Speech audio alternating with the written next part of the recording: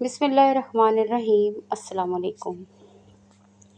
دن کا اجالا ہو یا رات کا اندھیرا، وہ ہمیشہ آپ کے ساتھ ہوتا ہے۔ نظر نہ آنے والی وہ خوفناک مخلوق ہمارے ساتھ کیوں ہوتی ہے؟ وہ ہم سے کیا چاہتی ہے؟ اگر وہ آپ کے سامنے آ جائے تو آپ کیا کریں گے؟ اس ویڈیو میں ہم اس پراسرار مخلوق کا ذکر کریں گے جو پیدائش سے موت تک ہمارا ساتھی ہوتا ہے، ہمزاد۔ دراصل ایک قسم کا شیطان ہے۔ جب بھی انسان کے ہاں کسی بچے کی پیدائش ہوتی ہے تو اس کے ساتھ ایک جن اور ایک فرشتہ بھی پیدا ہوتا ہے۔ اس جن کو عربی میں وسواس اور فارسی میں ہمزاد کہتے ہیں۔ یہ انسان کو بری باتوں کی ترغیب دیتا ہے اور ہمیشہ اس کے ساتھ رہتا ہے، اور یہ اسی انسان کے مشابہ ہوتا ہے جس کے ساتھ وہ پیدا ہوا ہو۔ یہ انسان کا باطنی پہلو ہوتا ہے جو اس کے ساتھ سوتے جاگتے اٹھتے بیٹھتے ہر وقت موجود رہتا ہے۔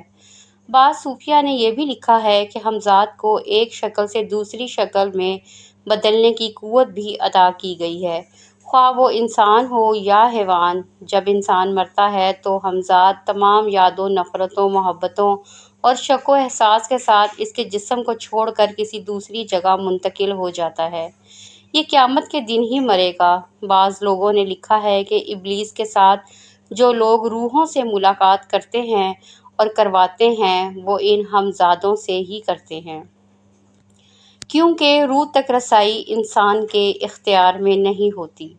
ہمزاد کے متعلق ایک مشہور حدیث میں ہے جسے امام مسلم نے نقل کیا ہے۔ وہ کچھ یوں ہے کہ حضرت عبداللہ ابن مسعود نے بیان کیا کہ رسول اللہ صلی اللہ علیہ وآلہ وسلم نے فرمایا، تم میں سے ہر ایک کے ساتھ ایک شیطان یعنی ہم شکل جن مسلط کر دیا گیا ہے۔ صحابہ نے عرض کیا، یا رسول اللہ، کیا آپ کے ساتھ بھی ہے؟ آپ صلی اللہ علیہ وآلہ وسلم نے فرمایا، میرے ساتھ بھی ہے، لیکن اللہ نے اس کے مقابلے میں میری مدد فرمائی، وہ مسلمان ہو گیا اور وہ مجھے خیر کے سوا کوئی بات نہیں کہتا۔ قرآن و حدیث کے مطابق جنات اور شیطان غیب کی خبریں جاننے کے لیے سیڑھی کی طرح آسمان کی طرف جاتے ہیں تاکہ اللہ پاک جو اپنے فرشتوں کو وحی بیان کر رہا ہے اس کو چھپ کر سن لیں۔ اس وقت اللہ تعالیٰ کے حکم سے ان پر شہاب ثاقب گرتے ہیں جس سے یہ بھاگ کھڑے ہوتے ہیں۔ یہ شیاطین دراصل ہمزاد ہوتے ہیں جو عاملین کے ذریعے بھیجے گئے ہوتے ہیں تاکہ وہ ماضی یا مستقبل کی خبریں لا کر انہیں سنائیں۔ ہمزاد سے رابطہ ایک علمی فن ہے جسے قابو کرنے کے لیے خاص وظائف اور چلے کاٹنے پڑتے ہیں۔ بعض حاملین نے خود اپنے ہمزاد کو قابو کرنے کا دعویٰ کیا ہے، لیکن ہمزاد کو قابو کرنا بہت مشکل کام ہے اور اکثر اس بات کے دعوے دار جھوٹے اور مکار لوگ ہوتے ہیں، لیکن یہ امر ناممکن نہیں۔ بادشاہ شاہ جہاں کے دور کا ایک بہت مشہور واقعہ ہے کہ دلی میں ایک متقی اور عبادت گزار عالم رہا کرتا تھا۔ اس نے بہت محنت اور مشقت اور راتوں تک چلے کاٹ کر اپنے ہمزاد کو قابو کر لیا تھا۔ جب اس نے دیکھا کہ وہ ہمزاد اس کے لیے ہر ناممکن کام کو ممکن کر سکتا ہے تو اس کے دل میں شیطانیت پیدا ہوئی اور اس نے اس ہمزاد کو حکم دیا کہ پوری روئے زمین میں گھوم کر میرے لیے ایک ایسی خوبصورت لڑکی کو لے کر آؤ جو حسن و جمال میں بے مثال ہو۔ ہمزاد ملک روم گیا اور وہاں کی ایک خوبصورت حسین شہزادی کو اٹھا لایا۔ ہمزاد نے اس لڑکی کو اس عالم کے سامنے پیش کر دیا۔ عامل نے اس شہزادی کو اپنی خواہش پوری کرنے کے لیے قید کر لیا۔ جب ہمزاد نے دیکھا وہ عامل اس شہزادی پر بہت ظلم کرتا ہے اور اس کی حالت بد سے بدتر ہو گئی ہے تو ہمزاد کو بہت افسوس ہوا اور اسے یہ احساس ہوا کہ اس لڑکی کے اس حال کا ذمہ دار وہ خود ہے۔ لہٰذا اس ہمزاد نے اس لڑکی سے کہا کہ میں تجھے اس ظالم سے آزاد کروں گا اور اس کا کام تمام کر دوں گا۔ ہمزاد نے شہزادی سے کہا، وہ عامل جب کمرے میں آئے تو اس کے آنے سے قبل اس کمرے میں رکھے پانی کے گھڑے کو زمین پر انڈیل دینا۔ دراصل ہمزاد اور عامل کے درمیان یہ معاہدہ تھا کہ وہ کبھی ناپاکی کی حالت میں نہ رہے گا، اس لیے عامل سونے سے پہلے اپنے بستر کے چاروں طرف حصار کھینچ دیتا۔ حمزاد اس حصار کے اندر نہ آ سکتا تھا اور نہ ہی وہ اس عامل کو سوتے وقت کوئی نقصان پہنچا سکتا تھا۔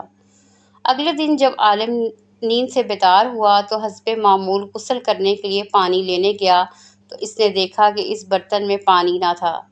جب دور رکھے گھڑے سے پانی لینے کے لیے وہ عامل حصار سے باہر نکلا تو حمزاد نے اسے گلے سے دبوچ لیا اور کہا کہ آج میرا عہد پورا ہوا، تم نے ایک معصوم لڑکی کی عزت پر ہاتھ ڈالا اور مجھ سے یہ ظلم کروایا، اس لیے یہ تیری سزا ہے کہ تجھے دردناک موت دی جائے۔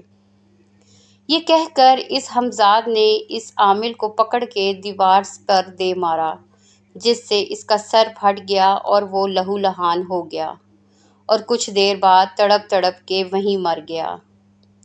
اسی طرح بہت سارے عاملین ہیں جو حمزاد سے غیر شرعی اور حرام کام کرواتے ہیں، لیکن جب وہ اس حمزاد کے غضب کا شکار ہوتے ہیں تو ان کا انجام عبرتناک ہوتا ہے۔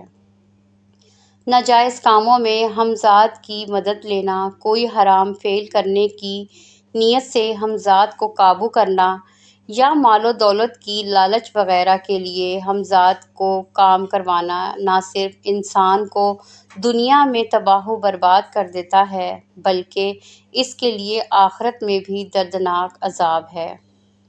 قرآن مجید میں حضرت سلیمان علیہ السلام کی ایک بہترین مثال ملتی ہے، جنہیں اللہ نے جناتوں پر حکومت عطا فرمائی تھی۔